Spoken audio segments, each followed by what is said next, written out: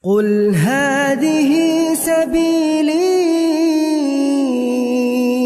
أدعو إلى الله. Assalamualaikum warahmatullahi wabarakatuh. Alhamdulillah kita ketemu lagi di channel Pemberantas Kemaksiatan Kaum Muslimin. Dan seperti biasa, sebelum kita masuk ke pembahasan, kami ingatkan untuk kaum muslimin yang belum subscribe ke channel ini, silahkan subscribe untuk mendapatkan notifikasi ketika ada video-video yang terbaru yang kita upload di channel ini. Dan untuk yang sudah subscribe, kami ucapkan jazakumullahu khairan katsira. Dan kaum muslimin, ini beredar lagi video dari Miftah, dari Taim alias si Gondes. Dan ini video yang cukup mencengangkan kaum muslimin. Ini bener-bener memalukan kaum muslimin, ya. Nggak pantas kalau seorang gus, seorang penceramah, seorang kiai, apalagi disebut aset bangsa, apalagi ulama luar biasa, melakukan hal-hal yang seperti ini kaum muslimin. Ini, ya Allah, pasti ngelus dada kita kalau mendengar ocehan Miftah yang satu ini kaum muslimin, ya. Coba kita lihat videonya kaum muslimin. Saya itu di Kalimantan, Beb, di Banjarmasin, ada cewek LC, pemandu karaoke. Dadanya ditato Gus Miftah.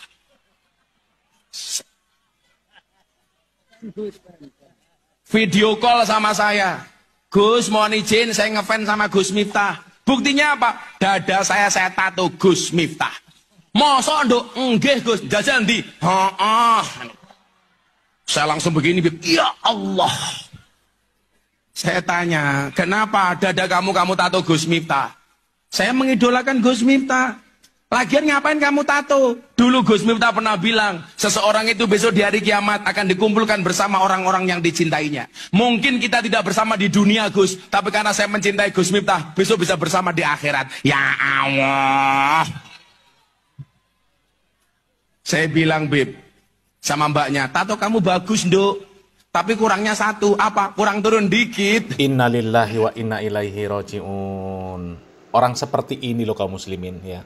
Kok di NU dianggap sebagai ustadz, gus, kiai besar, disebut aset bangsa, ya, diundang ceramah kemana-mana.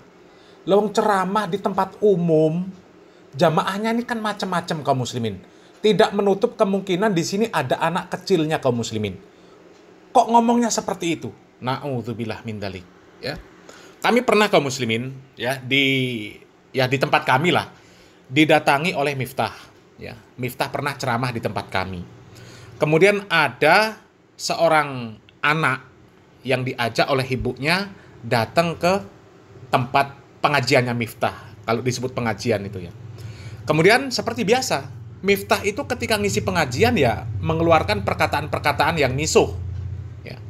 Dan kemudian selang beberapa hari dari acaranya si Miftah, ya, anak yang diajak ibunya datang ke majelisnya si Miftah tadi, di rumah itu mengeluarkan perkataan misuh seperti yang dikeluarkan Miftah.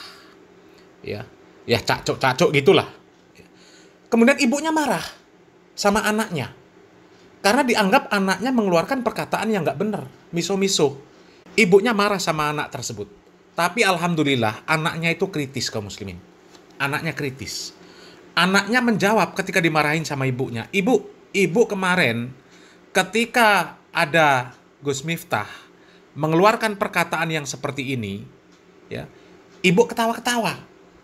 Tapi sekarang kok aku mengatakan seperti itu, ibu marah-marah. Maka ibunya nggak bisa jawab kaum muslimin, ya. Dan alhamdulillah anak tersebut sebenarnya alumni dari pondok pesantren yang dikelola oleh para asatidz salafi kaum muslimin. Jadi sedikit banyak, ya, meskipun baru tingkat, ya, sekolah menengah pertama, dia punya modal. Dia punya modal ilmu yang dia dapatkan di pondok pesantren para asatidz salafi tersebut kaum muslimin, ya. Dan sebenarnya kaum muslimin, orang itu mengakui bahwa perbuatan misuh itu nggak benar.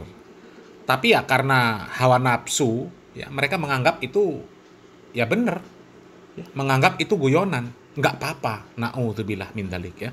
Dan kalau di video ini bagi kami kaum muslimin, ini Miftah ini sudah melakukan sebuah perkara yang cukup memalukan kaum muslimin, ya.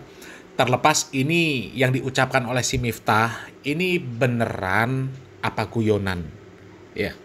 Karena orang itu kalau terbiasa guyonan, ya, perkataannya itu sulit dipercaya. Makanya Nabi Muhammad SAW melarang orang itu banyak tertawa, banyak guyonan, banyak bercanda, apalagi bercanda dengan candaan-candaan yang berbohong. Itu Nabi Muhammad SAW melarang.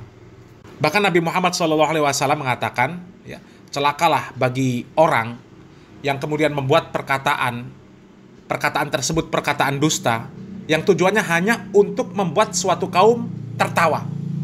Maka Nabi Muhammad SAW mengatakan, celakalah, celakalah, celakalah. Jadi orang yang berbicara, kemudian menyampaikan cerita dusta, hanya untuk membuat orang tertawa, itu didoakan kecelakaan oleh Nabi Muhammad SAW. Ya. Terlepas dari yang disampaikan Miftah ini benar atau nggak benar, ini perlakuan yang sangat memalukan kaum muslimin. Ya. Ketika Miftah mengaku ditelepon oleh seorang LC, pemandu karaoke, yang katanya ngefans sama Miftah. Ya. Kemudian LC tersebut mengaku bahwasanya LC tersebut bisa membuktikan ucapan dia bahwa dia ngefans dengan Miftah dengan bukti tato yang ada di dadanya. Kemudian apa kata Miftah? Lah kok Miftah malah mau melihat tato yang ada di dadanya? Coba lihat. Inna lillahi wa inna ilaihi roji'un. Itu artinya apa kaum muslimin? Hah? Nangkep nggak bahwa apa yang dilakukan oleh Miftah ini perbuatan yang jelas-jelas diharamkan dalam Islam? Nangkep nggak? Ya. Kan Miftah mau lihat tato yang ada di dada wanita tersebut. Artinya apa? Miftah menyuruh orang tersebut, LC tersebut, buka pakaian di hadapan Miftah meskipun lewat handphone. Apakah diperbolehkan seperti itu kaum muslimin? Coba. Ini kan sangat memalukan kaum muslimin. Apalagi sampai kemudian ketika ditunjukkan kata Miftah, itu kurang ke bawah. Astaghfirullahaladzim. Astaghfirullahaladzim. Wong Nabi Muhammad SAW memerintahkan kepada seorang laki-laki untuk menundukkan pandangan. Jangan sampai melihat wanita yang bukan mahram. Ya. Supaya jangan sampai menikmati perempuan yang bukan mahram. Meskipun itu hanya sebatas menikmati kecantikannya, wajahnya saja. Ya. Sedangkan ini Miftah. Loh kok minta LC itu yang ada tato di dadanya disuruh buka, Miftah mau lihat. Artinya Miftah ini sudah menyuruh wanita itu ya, menampakkan dadanya. Astaghfirullahalazim. Apakah pantas yang seperti ini disebut sebagai dai? Ya.